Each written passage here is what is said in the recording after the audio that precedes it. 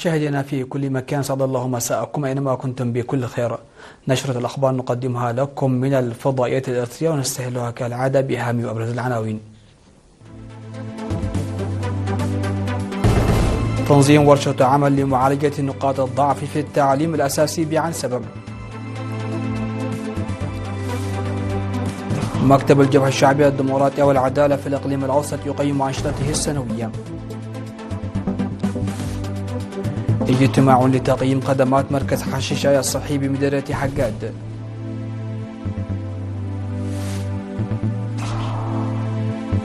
الصين تفرض عقوبات على شركات أمريكية بسبب صفقة الأسلحة إلى تايوان.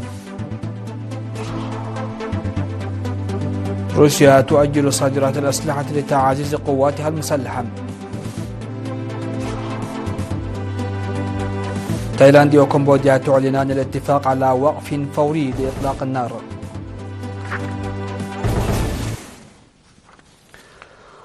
مشاهدينا الكرام، أصدرت وزارة الإعلام بيانا صحفيا حول الاعتراف المزعوم بأرض الصومال، وهذا نص البيان: لا يعد هذا التلاعب سرا جديدا، إذ يجري التخطيط له منذ فترة لإثارة أزمات وفوضى إقليمية وعالمية خطيرة، لذا يستدعي هذا ردا قاطعا على مستوى المجلس الأمن الدولي وأعضائه. وفي هذا السياق يقع على عاتق جمهورية الصين الشعبية على وجه الخصوص تحمل مسؤولياتها الأخلاقية نظرا للتشابه الواضح مع قضية تايوان التي دافعت عنها بحماس. وزارة الإعلام أسمر 28 من ديسمبر 2025. عقدت ورشة عمل في مدينة كرن يوم أمس 27 من ديسمبر لتحديد ومعالجة نقاط الضعف في التعليم، وكذلك التعليم الابتدائي بشكل خاص في مؤسسة التعليم بإقليم عنسبة. وتهدف ورشة العمل التي نظمها قسم التعليم العام إلى تقييم نتائج وفعالية دراسة تجريبية أجريت في 54 مدرسة على مستوى البلاد في عام 2023 ضمن الجهود الجارية لتحسين الأداء الأكاديمي في التعليم الأساسي. وحث مسؤول فرع التعليم بإقليم عنسبة الأستاذ كفلاي عند برهان المعلمين والمدارس على بذل المزيد من الجهود لضمان جودة التعليم، تماشيا مع الاستثمار الجاري والمبالغ المالية الضخمة لتحقيق التنمية والتغير القائمين على المجتمع. وأوضحت مسؤولة فرع التقييم والامتحانات الوطنية الدكتورة حليمة محمد بدورها، أوضحت أنه يجب أن تخضع نقاط الضعف في القراءة والكتابة والمهارات الحسابية للدراسة بشكل صحيح لإيجاد حلول أساسية لها، وأن توسع خدمات ما قبل التعليم النظامي سيخلق مزيدا من الزخم. وقدم المشاركون توصيات واقتراحات مفادها أنه ينبغي مراقبة مؤسسات رياض الأطفال لمراقبة أدائها وتوفير المواد التعليمية اللازمة في المؤسسات التعليمية، وتوسيع مواد التوعية والعمل بجد في مراقبة إدارة المشاريع في الوقت المناسب، وتنظيم المزيد من التدريبات للمعلمين. وفي الختام ذكر المدير العام لقسم الخدمات الاجتماعية في إقليم عنسبة العقيد تطوين قرماي، ذكر المعلمين على فهم وضع التعليم على أرض الواقع ومحاولة إصلاحه، حاثا المدارس على تحمل المسؤولية إذ تقاس إنتاجية الطلاب غدا بجهد اليوم.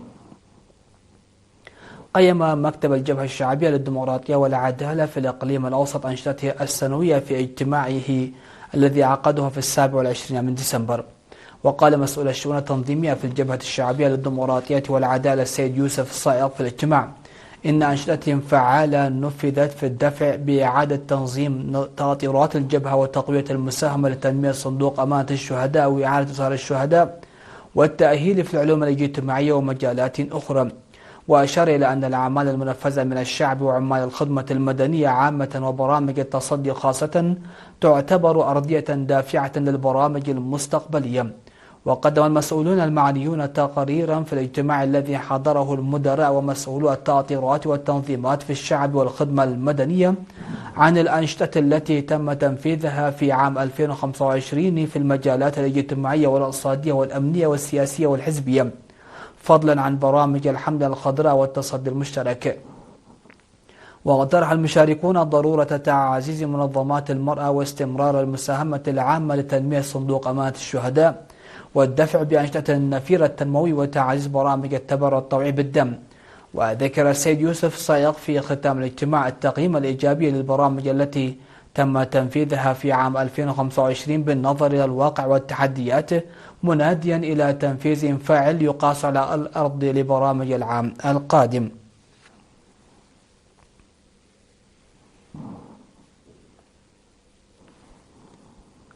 عقد اجتماع مع سكان إدارات ضواحي حشيشاي وبادوب وشالاب لتقييم الخدمات التي يقدمها مركز حشيشاي الصحي التابع لمديرية حقات. وركز اللقاء الذي حضره مسؤولو الصحة في مكتب الصحة بإقليم عنسبة ومسؤولو المؤسسات الصحية في مديرية حقات، بالإضافة إلى أعضاء المجلس والإداريين والأعيان، على استفادة المواطنين من الخدمات الطبية ومزاياها، وكذلك قصورها إلى جانب دور لجان الصحة الأهلية في تطويرها. وأشار مسؤول المركز الصحي في حشيشاي الممرض عثمان موسى في التقرير الذي قدمه، أشار إلى أن معدل الإصابة بالأمراض قد انخفض إلى الحد الأدنى بفضل برنامج مراقبة سلامة الأم والطفل وتغطية التطعيم ومعالجة الأمراض المعدية وغير المعدية. وذكر أن خدمات المختبرات وتوفير الأكسجين في المركز الصحي قد شكلا حلا كبيرا وأحدثا نقلة نوعية في جودة الخدمات الصحية التي تقدم. وحث مسؤول فرع الصحة بإقليم عنسبة الدكتور هينوك صهية ومسؤول الإدارة والمالية السيد زكريا صعبة سلاسي حث على تنفيذ البرامج وفقا للخطة السنوية للخدمات الطبية، وأن تكون النتائج قابلة للقياس، بذكر أن العمل الذي يقوم به مركز حشيشاي الصحي بالتعاون مع الشركاء هو مثال يحتذى به للمؤسسات الأخرى. وذكر مدير مديرية حقات السيد إدريس محمد حامد المواطنين، ذكرهم على اتباع نصائح المختصين والعمل بها حفاظا للصحة والسلامة العامة. يقع مركز حشيشاي الصحي على بعد 19 كيلومترا شمال غرب مدينة حقات. نظم قسم الثقافة والريادة في الإقليم الأوسط دورة تدريبية ل 131 شاب في الرقص والدراما والعزف على الآلات الموسيقية. وأوضح المدير العام للقسم السيد أسمر متسقى برهان في مراسم التخريج في 26 من ديسمبر، أوضح تنفيذ أنشطة مختلفة للتعرف على ميول الشباب وتعزيز قدراتهم. وقال مسؤول فرع الثقافة السيد سراج محمود إن التدريب قدم لشباب من 13 مديرية في الإقليم الأوسط لمدة تتراوح بين شهر و3 أشهر. وذكر بضرورة الحفاظ على مزايا التدريب، وأن تكون التحديات دروس يستفاد منها والعمل على حل النواقص. من جانبه أشاد المدير العام لإدارة الإقليم الأوسط السيد زرقي التولد برهان بالعرض الذي قدمه الخريجون، وأن يعم جميع المديريات لاستكشاف إمكانات إضافية. وقدمت في المناسبة الشهادات للمدربين والخريجين والمساهمين.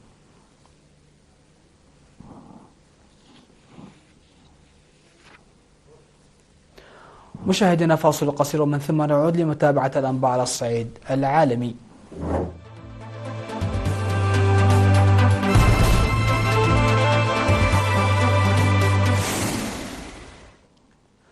على الصعيد العالمي، أعلنت الصين فرض عقوبات جديدة على 20 شركة دفاعية أمريكية، من بينها فرع لشركة بوينغ، على خلفية أحدث صفقة بيع أسلحة أبرمتها واشنطن مع تايوان الجزيرة التي تطالب بها بكين. وأعلنت تايبيه هذا الشهر أن واشنطن وافقت على صفقة بيع أسلحة بقيمة 11 مليار دولار في واحدة من أكبر صفقات الأسلحة مع الجزيرة. وانتقدت الصين الصفقة وأعلنت عن عقوبات جديدة ضد مصنع بوينغ للأسلحة في سانت لويس وشركة نورثروب جرومان العملاقة لصناعات الطيران وشركات أخرى. كما فرضت الصين عقوبات على 10 من كبار المسؤولين التنفيذيين في قطاع الصناعة، ومنعتهم من دخول البلاد بما يشمل هونغ كونغ وماكاو.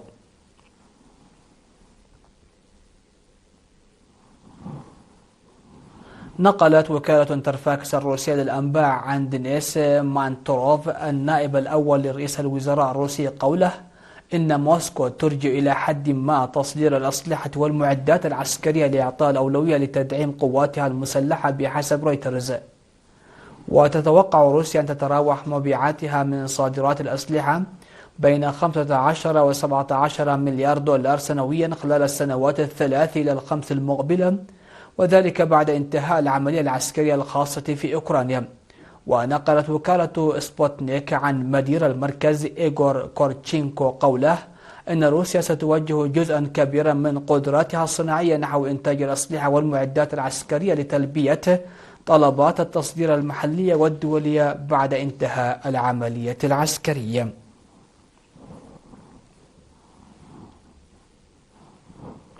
أعلنت تايلاند وكمبوديا في بيان مشترك اتفاقهما على وقف فوري لإطلاق النار، متعهدتين بإنهاء السابع من الاشتباكات الحدودية الدامية. وأفاد البيان الصادر عن اللجنة العامة المختصة بالحدود بين البلدين والذي نشره الجانب الكمبودي يتفق الطرفان على وقف فوري لإطلاق النار فور توقيع هذا البيان المشترك.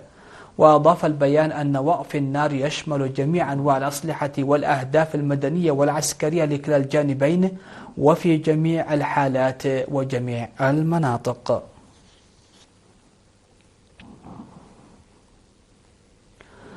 الخبر الأخير في هذه النشرة: ضربت ولاية كاليفورنيا الأمريكية في موسم عيد الميلاد عاصفة قوية ناجمة عن أنهار جوية جلبت أمطار غزيرة ورياحا قوية أدت إلى فيضانات مفاجئة وانهيارات طينية في جنوب وشمال الولاية. وتم تسجيل معطل عدة أشخاص في أنحاء مختلفة من الولاية بسبب السيول ووقوع الأشجار والانزلاقات، بينما حذرت السلطات من استمرار المخاطر وشددت على ضرورة الإقلاع في المناطق الأكثر عرضة. وأعلنت حالة الطوارئ في عدة مقاطعات وسط تحذيرات من مزيد من الأمطار والفيضانات في الأيام المقبلة.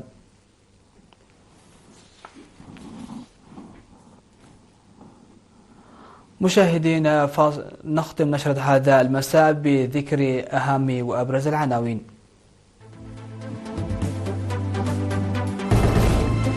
تنظيم ورشة عمل لمعالجة نقاط الضعف في التعليم الأساسي بعنسبة. مكتب الجبهة الشعبية للديمقراطية والعدالة في الإقليم الأوسط يقيم أنشطته السنوية. اجتماع لتقييم خدمات مركز حشيشة الصحي بمدينة حقات.